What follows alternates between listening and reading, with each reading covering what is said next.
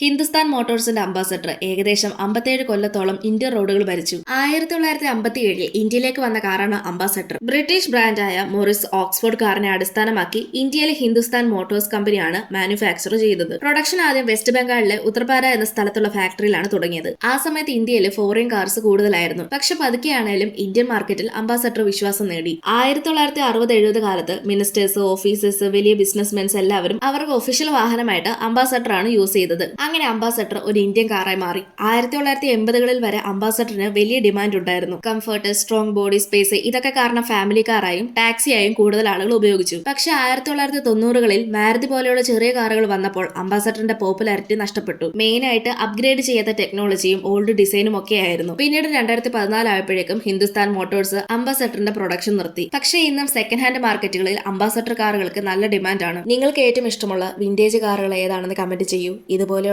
കൂടുതൽ വീഡിയോസ് കാണാനായി channel subscribe ചെയ്യാനും ഇൻസ്റ്റഗ്രാമിൽ ഫോളോ ചെയ്യാനും മറക്കല്ല്.